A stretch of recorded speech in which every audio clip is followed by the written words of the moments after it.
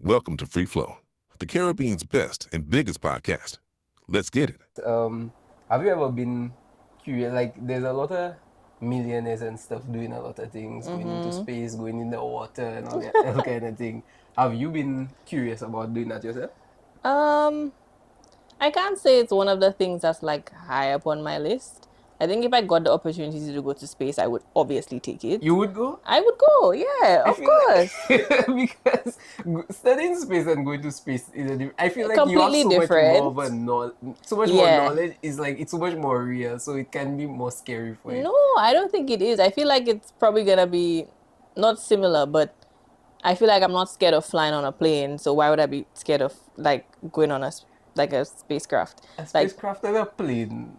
I feel like there'll be more safety checks gone into the spacecraft than the plane, if I'm think so? honest. If you 100%. Yes, planes fly more often, but because I feel like think about I guess the aeronautics industry now. They're producing, I don't know, maybe hundreds of thousands of planes. There's probably hundreds of maybe thousands of flights every day, a bunch of pilots. Like it's something that it happens so often that I'm not saying that people will be complacent. I'm just saying that the probability of something happening is probably a lot higher than one team or however many teams in whatever organization focusing on one vessel that needs to go up in space for Yeah. like 10 minutes and then come back down. How far would you go, like if you actually go up? I think I can't remember the exact number. It's not a lot, you know. We Because I was can watching something about it was saying like when people talk about space, you're thinking about like going on the moon, but like when you reach a certain height, yeah, you're there's a already kind of in boundary. space. I think it's something It's like out of the low. Earth's atmosphere or something. Yeah, let me. I'm actually going to Google it now because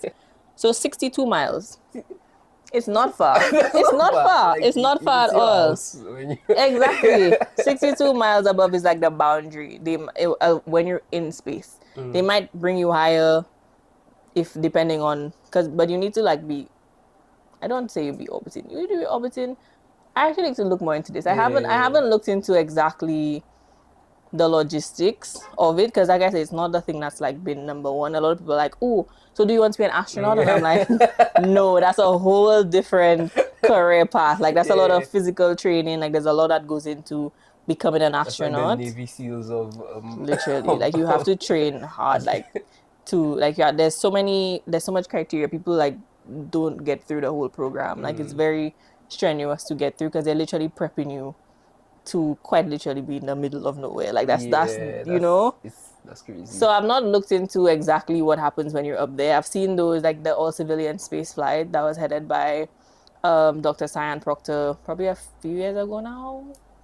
But that was very like that got me excited because it was like, oh my god, this is the first black woman to lead a crew on an all civilian flight. So that was like quote unquote regular people. They were not astronauts. They were Yeah. not trained astronauts. Yeah. So that's when I was like, oh, this is interesting. And then they had the Antiguan mother and daughter who went to space a few years ago as well. They were the first Caribbean people to go to space. So those things have been happening and it's kind of piqued my interest a bit. But I can't say that I've been, I have a shrine with me in, the astron, the spacesuit and everything. If you really had to go to space though, like let's say space, like planets and the moon and Like things. actually travel through space. Yeah, what would you want to see the most? The thing is, you can't really go very far. Okay, like if you could though. If you could. If I could, in theory, I'd really want to see a blue star up What's close and a personal. blue star? So it's literally just like our sun, but stars have different colors, different sizes, different temperatures. Blue stars are the biggest and the hottest. So if you kind of think of a flame on a gas stove, the very center of the flame is blue because that's the Yeah. hottest part of the flame. I thought it was the other way around. I thought it was the top, like the yellow part of the flame was the hottest part of the flame. No, because the flame thing at the blues in the middle is coming straight from the From the burner. source, I guess. Yeah. Okay, So okay. blue stars are the hottest, the brightest, and the biggest, and then goes all the way down to red stars. Yeah. So in between you have the yellows and the oranges, and so yeah. But blue stars, they kind of look white. They're probably not going to be like blue, but I think that would be really cool. And they're very active. So like it would just be literally this burning ball of gas. Like it would be really cool. You into like segue? You into like like I shouldn't not anime like sci-fi and Marvel and I that was kind of just thing. talking to somebody about that, and I was saying I'm not. You're not. I'm Oh my not. goodness, I'm bro. not. That's you've been the perfect occupation for I that. just had this conversation, but I got into astrophysics from watching documentaries. That's where the interest came from. You National could have gotten into that Geographic. from watching Superman and like that, like that, because No. Superman's planet has a red star. Okay. See, you were talking about Flash the last time as well. Like this person Yeah, started talking to me about that's Flash. true. That's how the conversation started with sci-fi. They were telling about Flash because I have to do a talk on dark matter in a couple of weeks, and they were like, "Oh, that's the thing in Flash," and I was like, "Oh, somebody else told me this." Oh, I swear, if you Listen, 2026, 2026. I'm actually going to make a list and I'm Yeah. going to watch them. I should compile a list for you. Please. I can compile a Honestly, list please, for I you. genuinely don't mind. It's not that I watch them and I didn't like them. That's just not where my interest came from. So I Yeah. haven't been keeping up to date with like what's been coming out. Little idea, you could probably even do like a series of like because of your qualifications, you could say, okay, from the Flash series, what makes sense and what doesn't make That's sense. literally what I was talking about. And That would be okay, so cool. I would listen to that. we'll see. Okay. Another segue. Aliens. Let's talk about it. Do they exist? What's your opinion about it? What does the research show? The research and the official scientific answer is that we have no confirmed evidence of life elsewhere in the universe. But from what we do know, we have so many galaxies. Like our Milky Way, we estimate probably has between 200 and 400 million or billion. I think it's million stars. And we think that most stars have at least one planet around them. That's just our one galaxy. Wow. So to think that there are billions of galaxies out there with billions of stars that almost all of them have at least one planet around them, it is very unlikely that there's not other life in the universe. We just have not found it. Yeah, but why have we not found them though? It's a technological challenge. I think it's not as easy as looking up and saying, "Oh, that's a UFO," like that's aliens. But we found so many UFOs from like, obviously there are the videos and the conspiracy theories and the files and stuff, mainly from the USA and them kind of countries. But like there are these things, unidentified things, unexplained things, and the files that are leaked and all. Do you follow that kind of thing? No, because that's not in the research. Yeah, that's the thing. That you A lot of these, I don't want to turn you into a conspiracy theory. No. I've watched a couple of those because in the just like my childhood was between Discovery Channel and National Geographic Channel. I was a very nerdy child. Like that's what I spent a lot of my time doing. And of course, they would have these ones that would come up that would talk about UFOs and the sightings, and you did interview these people and all that kind of stuff. I've watched a few of those, and having watched a lot of science documentaries, even the ones about like animals and the ocean and all that kind of stuff, I didn't like them because it was never confirmed evidence. Yeah, the way they would do the language in a way of like, ooh, what could this be? And then by the end of the show or whatever, like you don't have an answer. They tell you like, oh, like it's a mystery, and maybe if it comes back again, we'll see. It went by too quick. Like so many things, and a lot of these sightings have been debunked to be satellites, to be planes, to just be some people's imagination. Yeah. Like a lot of these have been debunked, and they've actually to the point where they have some that have been debunked by a certain satellite is up in space and it's orbiting at a certain speed, and they've actually done the calculations to reverse to go on that day and that time it would have been over that country and that person could have seen it. Okay. So when I see things like that, I'm like, you can prove to me that was not a UFO, but the things dedicated to UFOs can't prove to me that was a UFO. So for me, it's like It's a bit confusing, eh? There's nothing that's been confirmed by actual scientists, so I can't say that any of those sightings are real. All this stuff about Area 52, like all that stuff has been debunked in one way or another.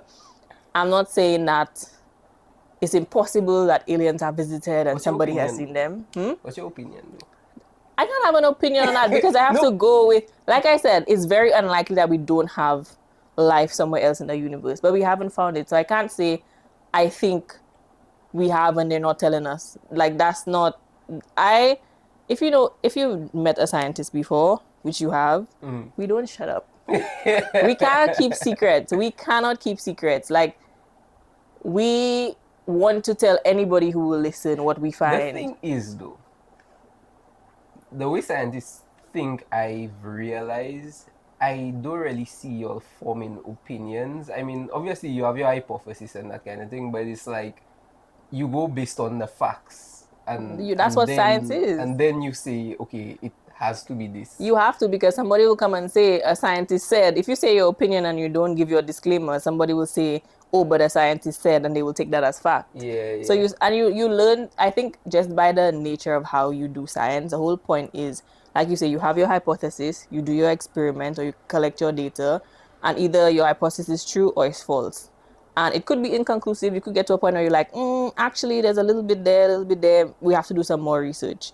And that's fine. And once you get into that, the way of thinking, it's like, either this is true, not true, or we need some more research. So when somebody says, oh, but what do you think? I'm like, I'm waiting for the research. I'm waiting for the more research. Would you want there to be aliens? I think it would be really interesting. I think it would be really interesting to... The short answer is yes. I really hope we do find other life in my lifetime. Even if it's not like people-like life or intelligent life, even if it's just plants or animals or something somewhere else or their version of it. I think it'd be really cool to study, because the reason I'm kind of like... I did an entire semester of astrobiology and do aliens exist? And by the end of it, it was just like, it literally is like, we believe they do, but we haven't found them. That was at the end of 3 months, they were like, don't know. Yeah. So I was like, okay, well, if there are literally searches out there, there are whole research groups dedicated to finding life on other places in the universe, and they haven't found it. So I'm just waiting patiently. Yeah, it goes, like, when you go into the actual theories and that kind of thing, it goes so deep into that kind of thing where, like, there's so many different theories, like it's a different dimension, and the flat earthers, and the different it's the technology they use in it cannot, because of the technology we use, it's like almost impossible to find them, because like these things use just different technology to be able to get from point A to point B in seconds, as opposed to how many months you flying through space or whatever. You see, so all those things, I'm kind of like, a lot of these theories have half-truths, which I think is how they get away with kind of grabbing people Because you're more into it. using Because your imagination as opposed to actual... They'll take like a piece of the science and a piece of truth, and then they'll add onto it. And I think that's why I couldn't watch a lot of these things. They'd be like, oh yeah, scientists believe, or they believe this could be, and then the rest of it is filled with whatever they want at the end of it. And I think it is true that a lot of the limitation is technological. Like, a lot of it is the fact that even the probes we send out without people, I think they launched one like 30 something years ago, and it just got to outside of our solar system. Exactly. And they were not even planning for it to last that long. It's just because it still had fuel, it was still sending data back, so they just kind of kept collecting it. They were not even expecting it to survive that long. So imagine people, it takes 8 months to get to Mars. You don't think, though, like, the development of technology, like, they go a lot by like what's already there, in as opposed to kind of trying to create something, like recreate the wheel in a sense. I think they because do. a lot of people say you probably shouldn't recreate the wheel because there's a way things can work, but try recreating the wheel. No, because, I think they definitely push boundaries. A lot of the technology that we have now came from space research. Like, it's not something that I think is publicized enough. That's why I'm like, do what I do, and I want to kind of, spread the word and kind of get rid of some of the misconceptions. Like, a lot of the technology you use in your phones and stuff was developed for space research. So I do think that's one of the industries that's 100% always thinking of the new things. The thing is, the new things take time to build, and they take time to be, what did the lawyer say? Like, beyond reasonable doubt. Like, it takes time. If you do get data back, or you do try to use it to say that this is like accurate. You want to keep doing the same thing over and over and over and over and over again. Because imagine they come and tell you, oh my God, we found aliens, we found this weird signal somewhere and it's aliens, and then they come back a month later and tell you actually it was a problem in our instrument and we didn't record this properly. Like they don't want to text message from somebody. yeah, somebody was in the lab and they get a text message and it just made the signal spike. So that's what scientists don't want to happen, because there's already a lot of distrust with scientists in general that we can't keep going back and forth. One day we tell you it's true, the next day we tell you it's not true. Why is there so much distrust in a field where they're supposed to be basically fact alone? I think it's just one of like just dealing with human beings. Like a lot of organizations are, and leaders, whatever you want to call it, like institutions, they do have corruption. And I think, not saying in science, saying generally in the world.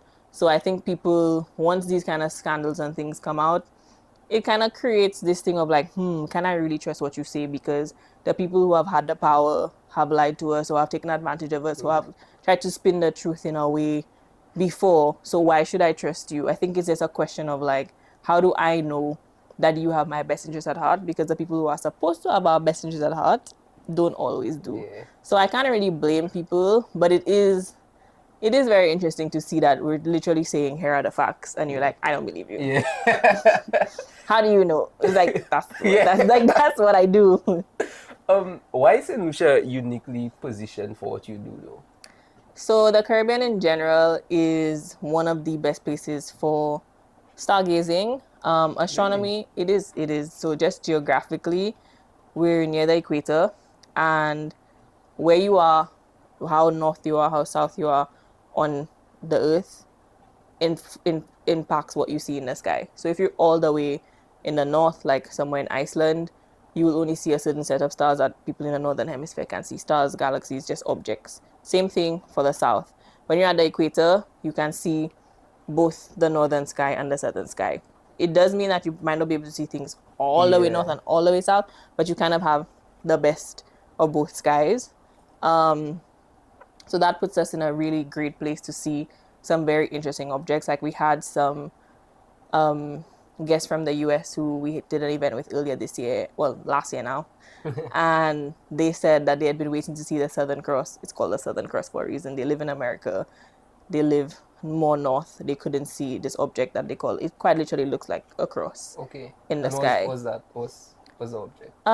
It's a good question. I think it's a group of stars. Oh, okay. Don't quote me on that. Because when they said it was the first time, I was kind of like, oh, let me look up what that is. Because they were like, we got to see the Southern Cross. And I was like, yeah. Because we don't learn about like constellations and stuff. Or we didn't learn as much about constellations as somebody might like think. You thing, like you have to. Yeah, it's kind of, it's a big thing in stargazing, but my degree was more focused on like professional astronomy. So we would be looking at like one star in that constellation, right? Because in reality, stars and constellations can be very far apart from each other in real life. So there's no scientific reason to study a constellation. I've noticed that everything is far away in space. Everything is. It's the huge. closest thing to us is like the moon, right? Yeah. And it's like and it's far. a billion trillion miles It's away. not that far. Okay, so you kind of pioneering in astrotourism in St. Lucia. You're like the only person doing that. How has that been for you on Lunar Journeys? I think it's been as exciting as it is challenging, but I will say more exciting than anything else, because my favorite part of what I do is... Actually, before you continue, let's talk about what's Lunar Journeys. Let's actually explain what. So Lunar Journeys in a nutshell is the Caribbean's hub for astronomy. That's the most blanket way that I can put it, because it is everything astronomy. So we have 3 major divisions, and one of them is astrotourism, as we were just talking about. So that's more to do with like experiences. So the same way you can go on a sunset cruise down to Soufrière and you can go on a nature trail hike, you can climb the Pitos, that's an experience. You can do it as a local, you can do it as a tourist, but it kind of falls within the hospitality tourism industry, like that whole tour space. So astrotourism is literally just having an astronomy related experience that everybody in St. Lucia and the Caribbean can enjoy. So most likely a stargazing event. That's the most common that you can see. But any kind of space-themed event is the goal. Right now we're starting with stargazing. Is there anything else you have in mind that you can talk about right now? I want to have the Caribbean's first planetarium. And that's really just a special cinema. Instead of you looking forward at a rectangular screen, you're kind of like on an inclined chair, and it's like a dome above you, and it's projected onto that dome. And the way that the film moves, it feels like you're Yeah. actually traveling through the 3D stars. kinda Yeah. thing, okay. So if you can do like a planetarium show, could be something like, let's explore the solar system, and it's like it actually takes you to Mars, and you stop on Mars, and it takes you to Jupiter, like that kind of thing. But it's obviously all, it's a That's film. cool. That's really cool. Yeah. I don't know if you remember that show there at La Place Carénage. There was this show. Is it that? Yeah, to me it was there, and it was about like the history of Saint Lucia, and it was kind of like that, Like an something immersive that. experience Yeah, kind like of an thing. immersive kind of. But Yeah. that was a long time ago. I was young. I was probably in primary school. Yeah. So, yeah. It kind of rings a bell as you say it, but I feel like I've done things like that before, but yeah, like a long time ago. Yeah, it was a really long time ago. Okay, so apart from the stargazing, you want to have the kind of Yeah, that's like medium to long term. Like I'd Okay. love to have our first planetarium. I'm just thinking of like another kind of experience that you can have that's not necessarily stargazing, but incorporating astronomy into events that already exist. So like we're having a stargazing sip and paint. Sip and paint is something that a lot of people know what it is. How does that work though? So the painting is space themed. Oh, And there's like just incorporated, and we have a portion of the event that people that can actually go up and look through the telescope. And the idea is that, depending on what's up in the sky, but the idea is that we actually do the stargazing and you see what's up there. So let's say, for example, Jupiter is nice and bright up in the sky right now. You look at Jupiter through a telescope, the guide explains what you're seeing, explains that big red dot and the fact that it's a storm and all that kind of stuff. You're like excited about it. And now we're going to paint Jupiter. So now when you're painting that red spot, you're actually thinking, like, I know what this is, or I've just seen this through a telescope. and you're drinking wine, so like And you're there like, boy, this is the best thing ever. Like, you've seen the stars in front of you. Yeah. What does a typical stargazing experience look like though? So a typical stargazing experience will be, we have our telescopes kind of lined up. Right now we have 3 state-of-the-art telescopes. Wow. Each one will be pointed at a different thing to kind of keep people moving around. So Do you have like a limit to like, I guess, how many people can come to the event just because of the amount of telescopes? yeah, and we stuff? wouldn't want it to be super duper crowded. So 3 telescopes, we wouldn't want it to be something like, we like to have probably around 4 or 5 people per telescope. okay. So that just means that people can kind of be wandering around looking up, have binoculars, doing their own thing. So it doesn't mean that we only have 15 people, but we want to manage the crowd in a way that nobody's just standing up there waiting on a line And you know for. Lucian's already.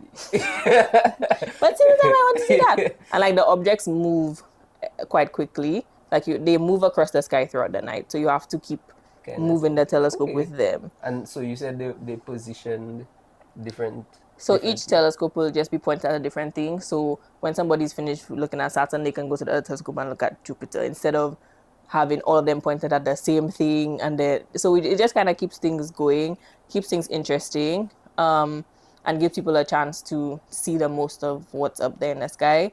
So that will be a typical experience. And then while you're looking through the telescope, the guide will kind of be explaining, doing some storytelling around it, making you understand what you're seeing. So it's not just like giving you a bunch of scientific facts. It's actually giving you something in a way you can digest it and understand it and remember it. Yeah. Like one thing I love is like I connected with somebody who came to our event. I spoke to her the week after, and she was like, "Oh my gosh, I was looking up last night and I saw Cassiopeia, and I was like, wow, like you actually remember that." Yeah. So it's giving you something to kind of take away with you. You could actually see these planets like Saturn and all of them. Like, how many can you actually see? So we can see the only ones we cannot see in the solar system. We can Neptune and Uranus, because they're really far away. You can kind of see them, but with the telescopes that we have, it's difficult to find because it's so far away, and it's very dim because it's far away from the sun. But it just would not be the best viewing experience. You'll kind of probably just see like a blob. Mm-mm. You'll not really see, compared to Jupiter, Saturn, you will see, like, you see the stripes on Jupiter, you see the rings of Saturn, like you can actually see the planet that looks It's like so the big. pictures. Yeah. Mars and Venus, Mars, Venus, Mercury, you can see, but Mars and Venus, well, Mars just looks kind of red and it's just kind of there. It's literally the red planet. Yeah. And then Venus, similarly, like I said, I was telling you last time, it has a very thick atmosphere, so it's kind of just like looking at clouds. So it's not the most detailed, but you can see them if you were really just to see with your own eyes, like you could see them. Okay, wanting to learn something is one thing, but then like actually wanting to teach something and head a workshop and that kind of thing is different. So like what prompted you to actually move from just learning for yourself and studying and doing research to actually wanting to teach people that kind of thing? I honestly think like science communication, outreach, like public engagement, like all that kind of stuff, I didn't realize it was something I enjoyed until I think it probably took one of my lecturers to point it out to me, because I had been doing just different extracurricular activities for my whole life. And I remember they were having a science fair for my university, but it was a science fair for the entire city that I lived in. So like a public science fair. Okay. Not a science fair, but like a science exhibition, and they catered it towards children. And they said, okay, you guys come and do the physics stall. Or who wants to do the physics stall? And I was like, oh, that sounds cool. Like, I'll do it. And that was one of the best days of my life. Like, Really? just being able to see both children, teenagers, adults, like, they come up to your stall and they're like, okay, what are you doing? We had slime, we had ketchup, we had, like, different things, and explaining, like, why certain materials move in the way that they do because of the bonds that form them and all that kind of stuff. And people were like, whoa, like, when I came up to the physics stall, I wasn't expecting it to be fun and exciting and for my little 5-year-old to actually be having fun playing with slime and all that kind of stuff. And I think that was the day where I was like, I really like this. Like, I really like taking something that people think is boring or hard or complicated and making them realize that, no, this is really cool. And like, you can learn it too. And that's my whole kind of premise of wanting to do this kind of stuff, is like, you don't have to be a scientist. You don't have to be good at math. You don't have to be good at science. Like, you don't have to be a nerd to be able to enjoy astronomy. And like, even stargazing as well, like, it's not something that's complicated. Like, you look up through the telescope, you see what you see, you say wow, and you go about your day. Like, that's it. There's no pass or fail. No, there isn't. There really isn't. I feel like, no, I don't want, I didn't like physics at school. I didn't understand. And I'm like, I'm not teaching you physics. I promise. I'm not teaching Trust me, you. if they had to learn physics, that would be a whole I didn't even want to learn physics. Okay, but why did you there's teaching also. So yes, you teach people, you show people, you know what it is, but it's almost like you trying to form a community around Yes. it also. So why you want to make a community out of it? That part of it is definitely be the change you want to see. Like, I want to create the thing I didn't have when I was in Form 3 and I decided I wanted to be an astrophysicist. Like, nobody around me even knew what I was talking about. Wow, that And sounds lonely. I mean, at the time, I didn't really see it as a negative thing. I was just too excited. I was like, this is what I want to do. Like, so I was asking for advice because I wanted to do well. I was like, okay, I need to plan to get to this point, and I need to take all the advice I can get. So I was asking my teachers, like, how, like, what other resources can I read? Because I know it's not going to be in the curriculum. So it was more so me trying to make sure that I could be successful along my path, rather than like looking for somebody to share the curiosity with. And then once I started Luna, it was like people reaching out to us like, hey, like, I've always had this interest, but it's nice to see something like this in St. Lucia. And that's been the consistent message of like, oh wow, it's nice that we have something like this in St. Lucia. Like, oh, there's a group doing this, like, great. And there's so many people in St. Lucia who have that interest and they just don't have that place or people to share that with. And for me, I knew I wanted to go into doing a degree and doing research, and I kind of had that path. But for somebody who just wants to learn how to use a telescope, but just wants to learn like a fun fact every now and then, like, there was nothing or no events or anything for people to come to, nobody else to talk to. So I'm like, come on guys, you can talk to, we can all be friends, we can all talk to each other. That's so true, because like I was actually really happy when I saw you starting to do it. I think the first video I saw was a while back it was just you sitting down, maybe in your room or something, explaining some phenomenon that happens in space. That's what I remember.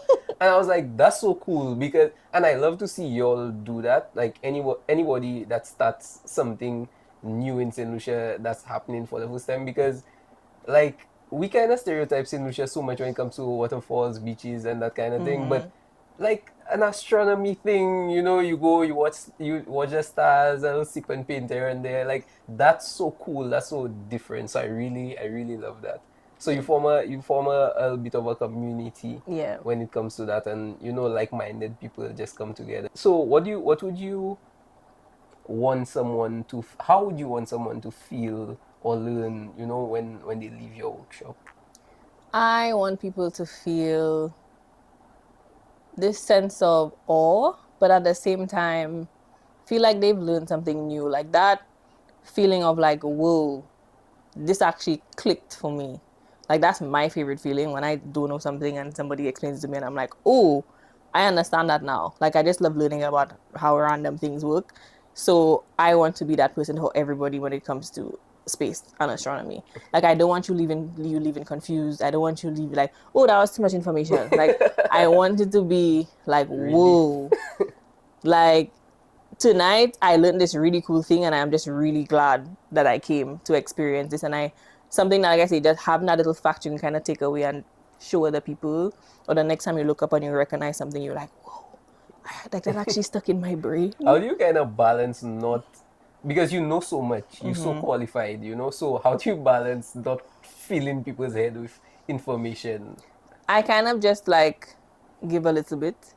So if they ask a question, I'll give you one or two sentences. Yeah. And then they're like, oh, but what about this? And I'm like, okay. Okay, They're so like, you no, kinda like feeling them out. explain everything. And I'm like, okay, well now I'm gonna give you the whole class that I did. But I give it little by little because some people just want a straight answer. They're like, what's that? I'll be like, that's Jupiter. They're like, oh, wow, okay. And What's that's that enough red for dot? them. And that's completely enough. I'll be like, that's Mars. And they'd be like, oh, wow. and and that's enough for them. And I love those experiences because it makes my life easier. Because I'm like, okay, you're satisfied. That's what I want you to leave satisfied. Yeah. But if somebody says like, but how come this one is so bright and then this one is not so bright, and how come this one is over there and that one, like if they actually start digging deeper, then I will give more information. But I've learned, I've been a yapper my whole life, so Yeah. I've just learned to kind of, just gauge. Yeah. Do they want a lot of information, or do they just want like a straight answer to that question? A lot of people probably not know, like that's not the first thing that you did after you finished school. Sorry. Tell me about that experience after. I know a little bit about it, but tell me a little bit about your experience after you Sure. finished school. What that was like for you. So I have my master's in astrophysics, and the way I did it, Masters, by the way, congratulations. Thank you. I did what they call an integrated master's program. I was on a student visa in the UK, and it was expiring in October. So I had about 4 months to find a job, or else they would ship me back to St. Lucia. And I thought, okay, that's not impossible, right? Like we can make it happen. We can make something shake. 4 months. I had been applying for jobs since the beginning of my final year, so the September the year before, and no interviews, like those doing tests, those kind of tests to get into. Nothing was shaking. But I said, you know what? I was balancing school and application, so now that I only have to focus on applications, something must happen. So every day in day out, applying for jobs, no interviews. So June, July, August, I was like, oh, okay, this is interesting. And I think it was definitely it was a bit surprising because my whole time through university, my focus was I need to get as much experience as possible, learn as much about the UK system as possible to not be in the situation once I graduated. So I did 2 summer internships, a 12-month internship. I had part-time jobs all throughout my degree. Like when I say I had experience, and it wasn't just like, doing a job as a waitress or anything, like not knocking that at all. But I was doing jobs that required like project management. I was doing things in my university. In the Like field listen, doing- everybody in my department knew me. I used to be walking around the hallway. I used to be like, morning, Cheyenne, hi, Cheyenne. And my other classmates would be like, why is this person telling you hello? I'm like, oh yeah, we did this thing together on Saturday. Like I was involved in everything. My friends had a joke to say, oh, you have another meeting because you always have a meeting. But I got to August and I hadn't had one job interview, and I needed a job to get a work visa to be able to stay in the UK. So Why you think that happened though? Because I feel like you really put yourself in a position to you set yourself for success. You set yourself up for success for after you got your thing. So I honestly put it to just the flaws in the job recruitment system in general. wow. And I really think, you know, despite whatever your beliefs are, like I really feel like it happened for a reason. Because I cannot think of any reason why somebody would have seen my job application come across their desk and not want to give me an interview. And that's not even coming from like a choosing my own horn or anything. I did all the career advisors in my university knew my name because I was there. It was during COVID, so I graduated in 2020, so full lockdown. But I would log on to I'd book consultation things with them. I'd log on to the Zoom and be like, hi, Cheyenne, how are you? How's your summer going? Like, they knew me by name because every time I was like, can you look over my CV? I'm applying for this job. Can you just check this is okay? And they were like, your CV is fine. After the whole summer, they were like, your CV is fine. I promise you. So I'm like, but why am I not getting interviews? Nobody's getting back to me. It's not even to say you get an interview and then they tell you they choose somebody else. Like, I wasn't getting responses at all. So I had no idea how my applications were even being received. They have portals. They had. Let me tell you. When I tell you, every day I was there writing, answering interview questions. Which one wants an essay? Which one wants you to upload your CV? Which one wants a cover letter? And that's before the days of ChatGPT. So I was sitting down there writing all kind of jobs. I did that more technical jobs like analyst jobs and stuff because I knew I had the problem solving skills to do that. I did the communication jobs. I like science communication and I had experience doing that as well. Everything my skill set could have touched, I was applying and not hearing anything back. So got to the end of August and I'm like, right, I have 6 weeks left and no prospects. So I remember reaching out to my aunt who lived in London and I said I had to put in my notice, my 1 month's notice to get out of my apartment because the way it is like you pay for a full month. So I'm like, I'm not gonna be here at the end of like middle of October. My visa expires on the 13th of October. I'm not gonna be here for the whole of October, regardless of what happens. There you get your So job I or said you back home. exactly. So I said I'll pay for September, but I'll let them know I'm leaving at the end of September. So I remember speaking to my aunt and I said, right, I'm coming to London at the end of September. Either I will be looking for an apartment because I got a job, or I will be packing my stuff to head back home to St. Lucia. One way or another, I don't have anywhere to live for the first 2 weeks of October. So she said, of course, family, no problem. Come along, stay with me. But I just remember feeling like, just honestly, when I look back at that time, I think I was depressed. I think I probably didn't know it in the time, but I would wake up every day just feeling like heavy. Like, I have to do this again today. Like, I'd open my eyes, I see my ceiling, and I'm like, I have to go through this again. Like another day of disappointment. You know, that's what it felt like. And I think I was a bit numb because my friend had sent me, one of my friends was also looking for jobs, but she had gone back home to the Cayman Islands. And anything she came across, she would send it to me because she knew, she was like, boy, like everybody was like, hey, you know, when you're tipping toe around somebody like, how is it going? Like, because they don't want to ask like, how's the job search? Because if I got one, I would have told them. So she used to be like, hey, I just saw this, you know, just in case you're interested. So she sent me one and she was like, hey, I just came across this just in case you're interested. And I was like, ah. What made you not stop though? I think because I understand how it is to just be going through something. It's so grueling have to go through that day in, day out and not get anything. You see, the way that I operate, because I'm delusional, I never have a plan B. People plan their life and they think like, okay, if this doesn't work out, then I will do this. I love that. I don't have that. I don't have that. This is the path. Exactly. Like, and that's all I can see, and I will laser focus on that thing and how am I going to get there. This didn't work. How am I going to make it work the next time? And I realized all of the kind of exciting or big achievements that I've had in this life have been when I don't have a plan B. So I was like, there was no option. There was no like, oh, let me apply for jobs in St. Lucia. Let me see who I can find. I didn't have none of that. I had to get a job in England. And that was the only option. Good job. I love that. I love that.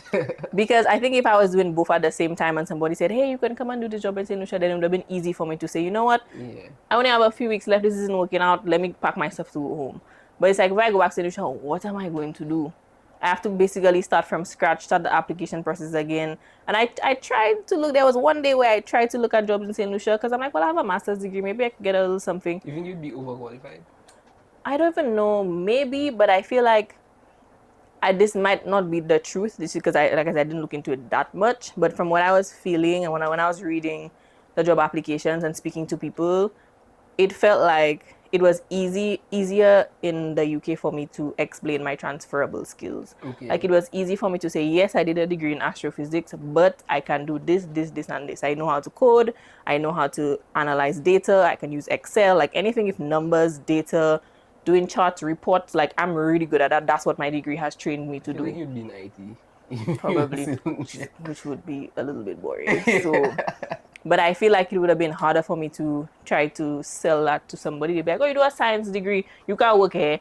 You know, they'll be like, oh, go and be a teacher. Like, you know, they kind of just attach, like, you do a science degree, so your job has to be science too. So I kind of was feeling that a little bit. And I'm like, you know what, it's already a struggle to sell myself in the place that's actually accepting that, far less trying to do that same thing in St. Lucia, where it's smaller, like fewer opportunities. So got up every day. I remember I had like Post-its all over my laptop, all over my wall, everything. And I was just like, you can do it. You got this. Like you're talented. You're qualified. Like, you know, just little reminders. Because it was a lot. And then my friend had sent me that job application. I remember it was probably like 8 o'clock at night. I was like, okay, whatever, just do one more for the day. Yeah. And then I can go to bed. And this one, all I had to do was upload my CV. So I looked at the job description. I put the things, you know, highlighted. They want Excel. Make sure that's at the top. Just tailored my CV a little bit. Submitted it. And then I woke up the next morning again, like, check my phone. And then I had an invitation to come to an interview. And that was your first? That was my first interview from applying from September 2019 up until August 2020. Whoa. That was the first time somebody said, come along and do an interview.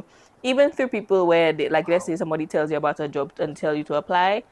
If I didn't hear anything back, I'd message that person and say, hey, I applied, and they were just like, yeah, either the job was on hold because COVID time, people stopped hiring freeze.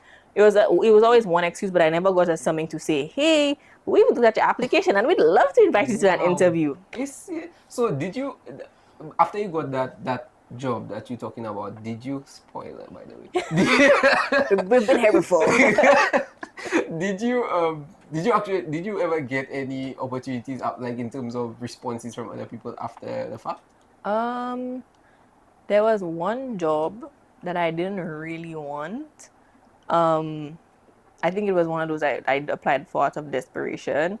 And they reached out to me maybe like October, November, and they were like, hey, are you still interested in this? And I was like, what even is that? Like, I didn't even, that's how I know it wasn't a job I was excited about, because I didn't even remember. Like, I looked at the company name and I was like, what did I apply for? But yeah, I feel like a lot of it is when you're leaving university, there's a lot of graduate schemes, and those graduate schemes are open from the year before. So they're open from like September for you to start the next September. Oh, okay. And their deadlines are normally like December, January. And I applied for those as well. But I feel like once that December, January passes, it's a lot harder to kind of get something, because a lot of people get their jobs through those schemes, which are very competitive. But I was doing all the things. I was doing all the practice tests, like everything. Like I say, every time I got to the UK, I'm like, the mission is for me to stay here. So once I decided I wasn't doing a PhD, I'm like, I need to get a job. So I did all of the things to get the job. But I got an interview, the invitation to interview, and I said, this job is mine. This job is mine. There's no way I'm not getting this one, because this is the one glimpse of hope I've had for like almost a year. And it was good vibes from the jump. Like once I got into the call, the HR manager, she was like, it was a Friday. She's like, hey, happy Friday. I'm just letting you know, relax. Like, I'm just here in my PJs. She put her leg up on her face. She's like, I'm just here in my PJs because it's lockdown. Everybody's working from home. She's like, I don't want you to feel any stress. It's just an interview to get to know a bit more about you. Obviously, I've seen your CV, but just for us to have a conversation, make sure you know what you're applying for. Make sure I know what you have on your CV is actually you and not something that you just put together. And by the end of that conversation, I felt so validated because obviously I was feeling like, damn, like I've done all of that. Because you always have that moment where you think like, have I not done enough? Yeah. Because it's like, is every other graduate in the UK just like 10 times better than me? And I just didn't know. But by the end of that interview, she was like, I think she started off saying, first of all, before we get into the interview, like off the record, she's like, how do you have so much work experience? She's like, I'm looking at the dates and things are just not making sense. Like you just graduated. And I didn't take a gap year or anything. Like I went from A level to university, and I was like, I've been working through my entire degree. I'm like, girl, I've been working. I work like a dog, day and night. Because she was like, how did you leave with a master's in physics and all of these like jobs, projects? Like I was involved in everything. And I told her, I said, when I came here from St. Lucia, I was like, I had a goal. So I said, I don't have a plan B, so plan A has to work. And she was like, damn, like. That's listen. So we had a little that did all the basic like tell me about yourself, and I was like, yeah, I have all these skills and and I give the normal interview thing, and at the end of it she said, okay, well, thanks for talking to me today. We're gonna invite you. We're gonna let you know if you've been invited to the next stage, which is an assessment center. But she was like, you know what? Screw that. You're going forward to the assessment center. Like she's trying to be professional, but she was like, nah, you were great. You're definitely going forward to the assessment center. And that was more of a group activity kind of like we had a couple of individual tests, like an Excel test and whatever, but then there was a group activity at the end, and all throughout that process they were giving me feedback. So I did that assessment center, and then they gave me like email feedback throughout that. So she already loved me from the first call. After the assessment center, she was like, you're amazing. Like she was like, I was talking to one of the managers in, like they were talking to each other, messaging each other while we were in the call. And the manager was like, can we just hire Cheyenne now? And she's telling me all of this, and I'm like, damn, like all these months I've just been feeling like, you know, like I'm not good enough. And here she's being like, you're such a star, like you're so amazing. And I was like, I think that was your job. I think that was just let me tell you, that's how like. See, everything happens for a reason. Yeah, it does. Because there's no other reason why I wouldn't have been invited for at least some interviews, even if I didn't get the jobs, just to get to the next stage. That's what was really getting me. Like nobody even cares enough to reply to my job application. Not even that bad of a person. Not even a rejection email. But I do think that time, at least I would know it's a solid no, compared to just being like that was a good one. Waiting. But I think that time it was the first lockdown, so I think everything was all over the place. People were transitioning to working from home. So I think there was a lot going on for everybody. But then I did that assessment center, got to the final interview, and it was who would have been my manager and then two other managers from different departments. So basically the way they do it is you come in on like what they call a development program. So all of you, there's 20 of us that do the training together. And then after that training period, then you can go into different divisions in the company. So they basically invited like the head of every division, so they can kind of have the interview and they can kind of cherry pick to say, I want that one in my division based off of your skills, right? So because I did a physics degree, I didn't know this until way after the fact, but because I did a physics degree, they brought somebody from the analytics team, which is one of the most technical teams in the company. They were the ones that deal with all of the very complicated reports and maths and equations and stuff that go into some of these finance reports. And then did my interview, typical thing about tell me about a time when you and you have to say, I can deal with team conflict and I can do all that kind of stuff. They had a couple of technical questions. I remember they asked me something like, if you have 6 marbles, how would you know? You have 6 marbles, 5 of them are like the same weight and one of them is heavier. How do you know which one? They gave me some kind of question like that, right? And then I answered it, and then after when they give me the feedback, the HR lady who had the first interview with me, she said, oh, I'm gonna be on vacation when it's time to give out the offers. So I won't speak to you again. Wait, But my just manager. before you continue, that question you spoke about a while ago. You want me to actually? Okay. No. You don't have to remember it. I'm just saying, like, did you actually get it right? I did. Oh, okay. I did. Yeah, Okay. yeah. So it was more of it was one of those questions where you didn't have it wasn't a right answer per se, but it was like they wanted to see how you were problem solving. Yeah, okay, yeah. And then the kind of questions you would ask. Because I remember asking, they said, okay, you have balls that are, 5 of them are the same weight, 1 of them is heavier. What's the quickest way to find out which one is the heavier ball? Okay. So I was like, okay, do I only have 1 scale or 2 scales? Because they told me I could like weigh them, right? So obviously the longest way would be to weigh each and every ball. So they want to see if you can figure it out faster. So I'm like, do I only have 1 scale or 2 scales? And they were like, oh, like, you know, like they didn't even think of that. And they were like, I guess you can have 2. Like, just tell us what. And I think I told them, if you have 2 scales, like if you have the scale that's like the balancing type of one, then you put 2 balls. If you put 2 balls on one, 2 balls on the other one, it should balance out, right? So if one goes up, one goes down, then you know which one. And then so that's how I answered the question, and I was like, easy. I probably some dumb like. But that's what they're trying to test, right? Because that was probably one of the less serious questions, but they just want to see how you think, because it's like talk through, you know, what's going on in your mind. And then when I was, so the HR lady had said my manager's going to be the one giving out the offers because I'll be on vacation. I have to do a little surgery, whatever, I'll be on medical leave. So I get an email from her on the day that they said they were going to let us know the decision on who's accepted, who's not. And she was like, hey, like, Cheyenne, are you free for a quick chat now? And I was like, it's supposed to be on vacation. But I'm like, there's no way she would log on when she's on vacation to email me if it wasn't good news. Exactly. So that's what I told myself. I said, okay, fine. I got into the call and she started giving me feedback before anything else. Like, she didn't say, congratulations, you got the job. She's like, hi, Cheyenne, how are you?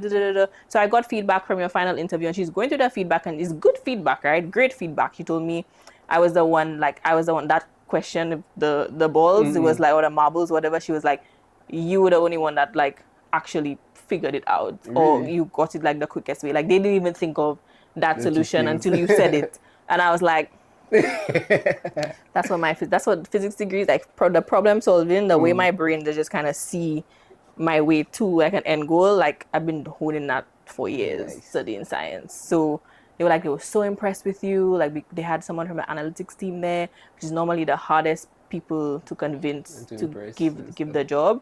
And she was like, she's been going through the feedback.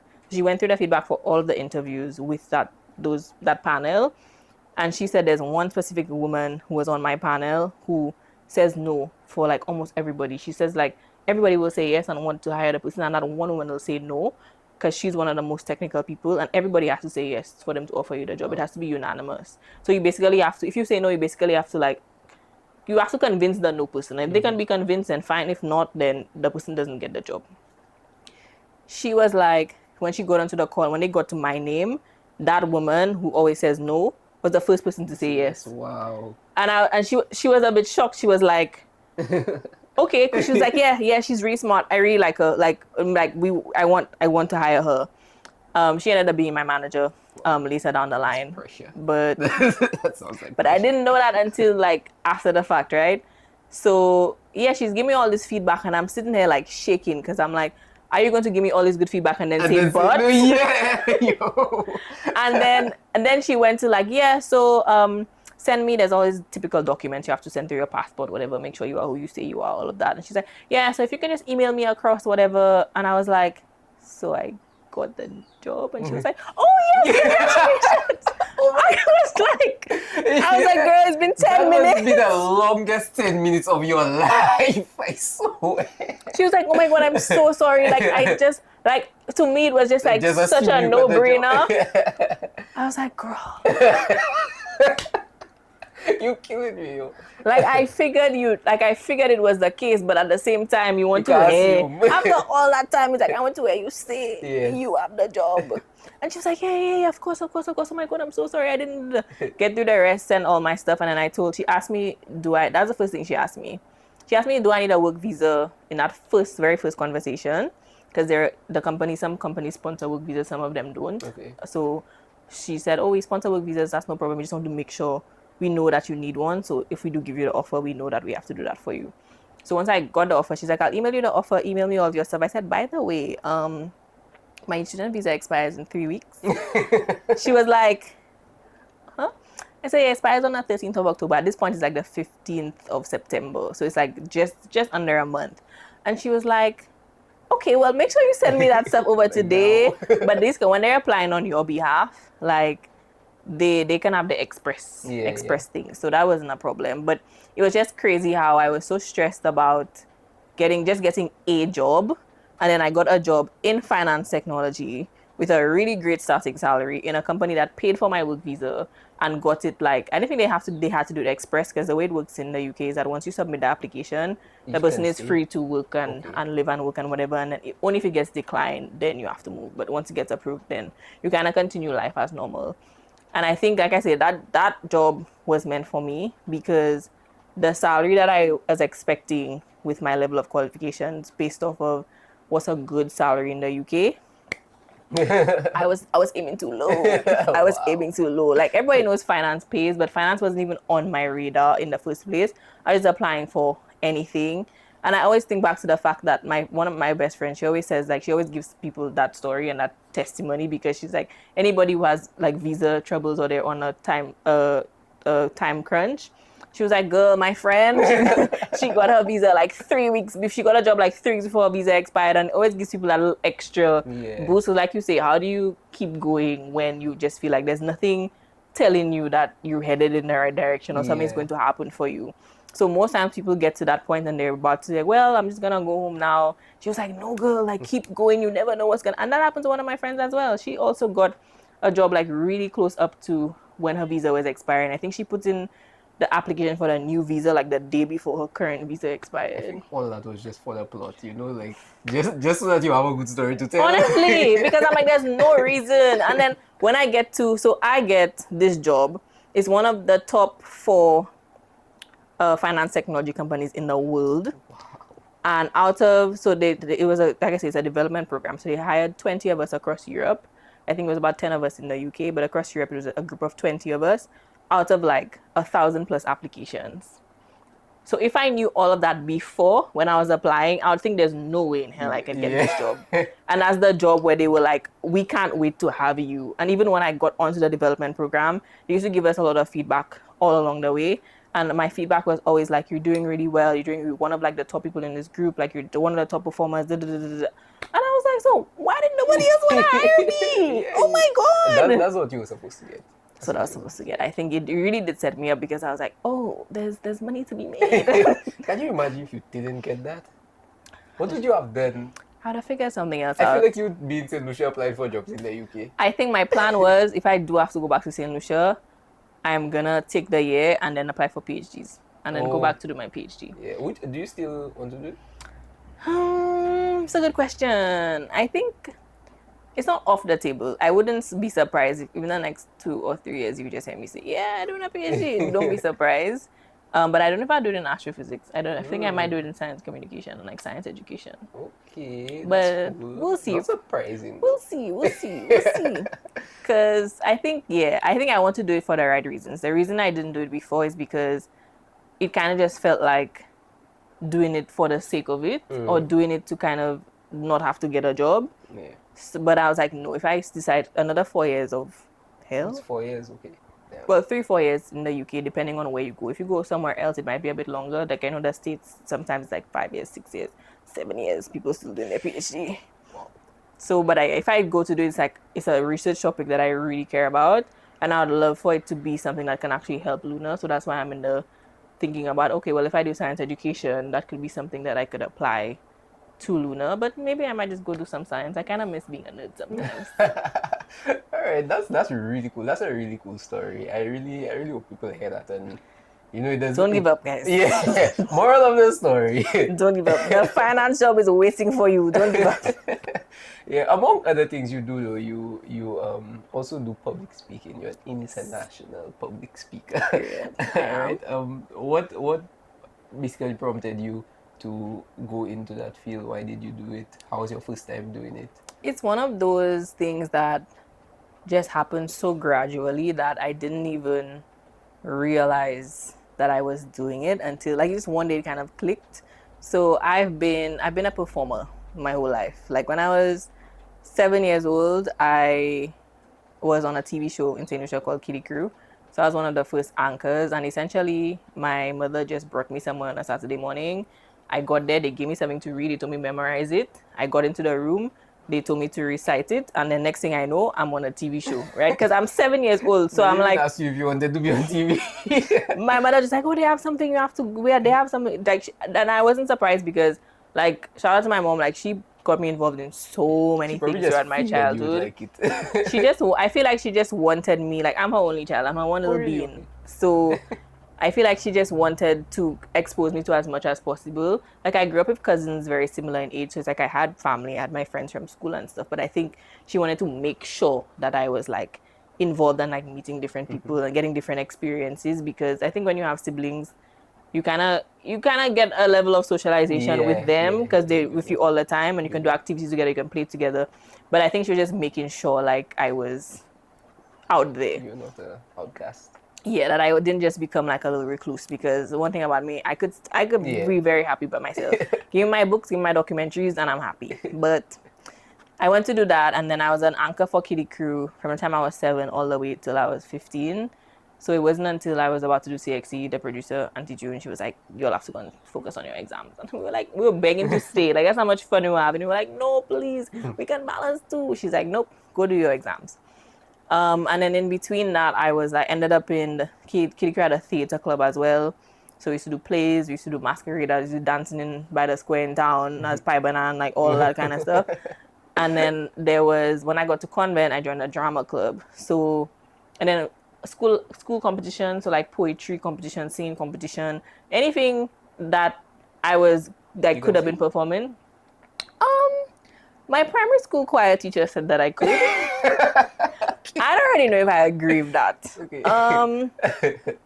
I can't hold a note, so I don't know. But Okay, so you can sing. yeah, but we're in primary school. They had a primary school choir. Like, they're not going to really tell us no. Y'all can't sing. Yeah. You go on audition, and then, you feel like, but it didn't go past primary school, so I don't think I can sing. Maybe if I did some voice training or something, maybe I might make a little something shake. Maybe. But I'm not going to be an next Beyonce. So, and I'm okay with that. I know my Yeah. strengths. But yeah, I was always a performer. I love being on stage. I love delivering something to an audience, especially plays where, like, you get the audience to laugh, you get them to cry, like all that kind of stuff. So for as long as I can remember, I've been talking to an audience, whether it's a camera, whether it's an actual school play, whatever it might be. So I think I was because I started when I was so young, I never really questioned if I could do it. When you're younger, you feel like you can do anything. So I already grew up knowing that I'm good at speaking, I'm good at performing, I'm good at like speaking to an audience. So I always used to volunteer for presentations. Of course, you have to give presentations at schools.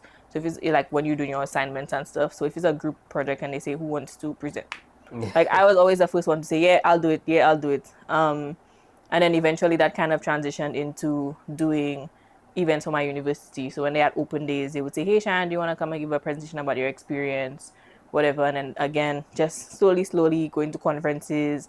Like it's just different opportunities. And I just realized I didn't shy away from them until I got invited. I think it was during COVID as well, where everybody was online, and that's when I started really posting about my journey doing astrophysics and everything. So I got invited to a lot of webinars to speak and present on my master's research and all of that. And that's when I realized, wait a minute, I'm a speaker. Yeah. It must have been And an you're pretty email. good too. It must have been an email or something that somebody probably said, like, inviting you to be a speaker at this, whatever. And it kind of clicked for me, like, wait, that's true, like, that's what, when you say you're a speaker, like, that's what it is. That's always how it is, Yeah. So I think that's when I kind of realized, like, okay, that's what I do. And then eventually got invited to do things once the world opened up again. I got invited to do things in different countries, like international conferences, got opportunities to speak there. So I'm like, wait a minute. Does that mean I'm an international speaker? Because I've spoken in different countries. Like I was obviously spoken in St. Lucia, obviously the UK, but like Poland, South Africa, like I was like, You out okay, there, Ireland, like out yeah. So, and actually being like requested, like people actually reaching out to me and saying, hey, I saw your story online, or I spoke to this person about you, like I would love for you to come and speak. So I was like, oh, okay. And then yeah, realizing that it's something I really enjoy doing. So of course, when you enjoy something, you put time into getting better at it. And I did a lot of like communication courses at university as well. So actually learning techniques of like how to break things down, how to make things sound interesting, how to keep an audience engaged, get your point across, like all of those like little techniques. So now it's just like I like doing this. I've put in the work to actually be good at this. So yeah, I'm an international speaker. You did being an international speaker actually kind of expose gaps in your knowledge, or in terms of just, I guess, your skills when it comes to explaining and teaching and that kind of thing? I would say I think now a little bit, because I'm kind of branching out into a lot more spaces. So where I was before, it was kind of one bubble where they would either invite me to speak about my research, or they would invite me to speak about like diversity and inclusion in astronomy. So like I found myself giving the same talk over and over and over again, which was fine. I didn't mind it because you get a different audience, a different response every time. But now that I'm actually branching out into different spaces and doing different kinds of talks, going to talk to students in schools, like it's just very different audiences. Now I'm like, okay, it's not so much gaps in my knowledge. I think now I'm just learning how to interact with new audiences. So whereas before, if I come to give a research talk and it might be an event where they advertise it as like, hey, come learn about all these different people and their research. So the people who are coming there are already interested in research. Yeah. So it's not too hard to entertain them. But when you're gonna speak to like a whole form in a school, you have students who are basically forced to be there. So you'll have those that are naturally like, oh, I want to know what you're talking about. Like your story is very inspiring, and like those are the easy ones to keep and entertain. But then you have those who are just kind of like, ugh, like my teacher told me I have to come here and be polite. So I think now I'm learning how to be just expanding my range and how to keep people like engaged and interested when they don't want to be there. You interact individually with them? So that's the part that I'm learning as well. It's like, what's the best ways to make it interactive when it's like 140 students in an auditorium? It's like, yes, I don't want to just talk at you for a whole hour, but how do I actually do things that will make you want to raise your hand or talk to the person next to you? Or if I say, can somebody volunteer to tell me whatever the answer is, or like, how do I actually encourage, especially teenagers? It's like, how do I actually encourage them to speak? So I think now that's the little bit of the learning curve that I'm dealing with now, just because I'm like expanding into different places, because I was very comfortable in my bubble, because the people who used to come are the people who already want to be there for a certain thing. Teenagers are assholes. And people are like, oh, you should be a teacher. I'm like, nah, I'm good. I'll come and give the talk for the day and then I'm going home. What would you tell somebody, the young St. Lucia, young St. Lucian, the teenager that wants to get into science but doesn't have a clear path? If you want to get into it, you don't have a clear path, research and ask questions. If you can't find anybody around you who can answer your questions, you have the internet, you have Google, you have ChatGPT, Gemini, Claude, Copilot, like whatever tool you have access to, use it. Because I got from living in St. Lucia, not knowing anybody who had done astronomy before, to get into the other side, mostly through Google.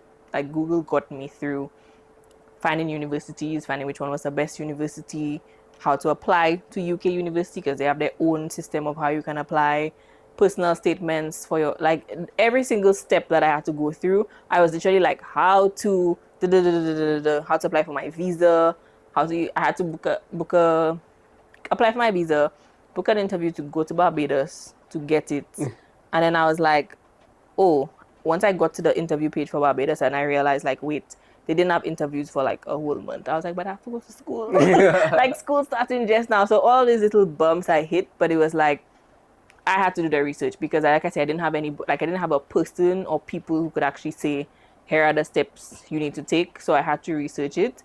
But if you do want to do astronomy in particular, or like physics, hit me up. Find me on socials. Like I respond to people. If you come and ask me about astronomy, I will respond to you. I might not be able to, like, I can't tell you what's best for you. Everybody's situation is different, but I can at least share my experience and kind of like guide you in the right direction and answer some of the questions that you have. And if I want to get more involved in the Lunar Journeys community, how do I do that? LunarJourneys.org or Lunar Journeys on pretty much all social media platforms. We have a mailing list. Join the mailing list. That is the best way to stay up to date on when we're having events, when we're having our stargazing training programs, any kind of educational resources we release. Like 2026 is definitely the year to join because I have some exciting things up my sleeve. So definitely just on the website, you could join the Lunarverse and that will bring you to our mailing list page where you can subscribe, get all of the emails. If there's something specific that you want to do or a specific question you have about Luna, hit me up. We have a universal question that we ask everybody Okay. on the show. Okay. At this point, you've experienced a lot of success in your life, you know. So if someone, or if you had to advise someone on how to be successful in any facet of their life, what would you tell them? I would tell them don't give up. I think something that I know I've experienced and a lot of other high achievers experience, or people who just want to achieve something big, they have a very big goal, is that you usually have a fear of failure. You're usually afraid that it's not going to work out.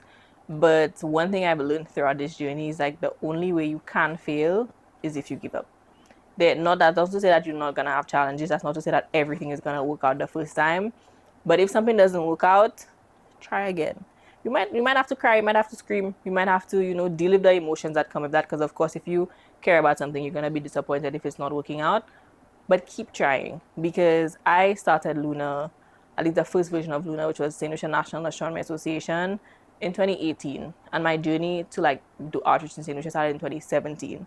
So it's almost gonna be a decade next year, right? People will see me now and be like, "Oh, you're doing so well, you're doing so amazing," but it took that journey of figuring out what works, what doesn't work, getting frustrated, getting overwhelmed, stopping for a good couple of years, just to deal with my own personal things and my own life, and coming back to it. And when I first came back, I did feel like a failure. I felt like, well, I had this great idea and it hasn't come to fruition. I haven't done all the things that, like, I want this to be this big thing in St. Lucia and like everybody knows about it and expand across the Caribbean and be this global, like I have all these big dreams. And I felt like, well, I've been doing this for so many years and like nothing has happened. And it did feel very defeating and very disappointing. But I said, okay, you know what? I've changed as a person. I now know what works and what doesn't work. So I'm gonna try again and I'm gonna switch things up and I'm gonna figure out how can I make it work this time around. So when you see the success, it's like there's a story behind it. There's a story behind it, and a lot of people, when I did, make a comeback, like I think probably last year, 2023 is when I did a lot of kind of groundwork to even hype myself up to start doing it again. And then last year was when I actually started laying down some of the foundation. Not last year, 2024, because we're 2026 now. So I started laying down a lot of the foundation, and a lot of people were like, "Oh my gosh, like I'm so impressed with like how resilient you are and the fact that you're still doing this and you still have this dream and you're still going for it." And people from secondary school are like, "You've always been talking about the stars and you've always had this interest, and it's so nice to see that you're still doing it." And I'm here thinking people are gonna be like, "What that girl doing?" Because like she don't see what she doing not working. But it's like that was coming from me. That was the voice inside of my head that was telling me that people just see you doing something and they just see it in that way. So a lot of the time, that little voice, that little fear of failure, I understand it. It's gonna be there. The doubt is gonna be there, but just keep trying. One day it's gonna happen, and you're gonna look back and you're gonna think, "Wow, it took 10 years, it took 15 years, it took 20 years." But I'm really glad that I kept going, and now I'm in the place where I want to be. I love that. Thank you so much. We're not done yet. Our final segment is our game. All right. We've been through this before. Yeah. But I did you the favor of changing up the things. Thank you. Okay? Just so that we don't have to go through these things again. Okay? So it's a basic game. Quick fire, would you rather? So either I give you a phrase or some options and you choose one of the options or you just give your answer. Okay, as quick as possible. Okay. Are you ready? Yes. Alright, so quick fire questions. Do aliens exist? No. Not that we know of. That's actually just The BS. answer was not good. I cannot tell you yes. Not that we know of. Not confirmed. Discover aliens or receive a mysterious alien signal. Discover aliens. See the birth of a star or witness a supernova up close safely. Witness a supernova up close. What's inside a black hole? We don't know. We just know it's matter. Know exactly how the universe will end or how it began. How it began. Discover a new planet or be named after one. Ooh. I think this be named after one. Really? We've Okay. discovered a lot of new planets. Okay. Prove we're alone in the universe or prove we're definitely not. Prove we're definitely not. Have perfect knowledge of dark matter or perfect knowledge of time. Ooh. Perfect knowledge of dark matter. I feel like time is an illusion. Okay. One-way trip to a habitable exoplanet or round trip to anywhere in the solar system, in our solar system. Round trip to anywhere in our solar system. Advanced science, fast but risk catastrophe, or slow progress but guarantee safety. Slow progress will guarantee safety. Colonize space even if Earth isn't fixed, or fix Earth before leaving. Fix Earth. Discover alien life that's intelligent but hostile, or friendly but primitive. Friendly but primitive. Live during the space race era, or 300 years into the future. Ooh. I think 300 years into the future. Always be right in arguments, or always be understood. Always be understood. I'd say always be right. I don't have to be right. I just want to be heard. Be the smartest person in the room or the most curious. I was curious. Aliens that look exactly like us or completely unimaginable. Completely unimaginable. Really? What's the point? I don't even need to meet more people. Have a telescope named after you or a galaxy named after you. Telescope. Thank you so much for being here. Yay! All right. Thanks for having me. I have to, I tell everybody thank you for being there, but thank you so much. For Let me putting tell you in all, the if you effort. all see what went into that episode, These episodes, because oh my goodness, this is our third shoot. yeah, All third right? time's a charm. Third time's a charm. The first time went well, I think. Yeah. The second It was time just that it went a bit too well because we were yapping for a while. The second time was horrible. We had to start recording like 3 times. This time went smooth. But yeah, thank you so much for being here. Thanks for having me. It was fun. It was Still fun. Probably going to be like my number one. Part 1, part 2 is my number 1 and number 2 episode. You know? But yeah, we'll wrap it up here. Guys, Cheyenne Polius.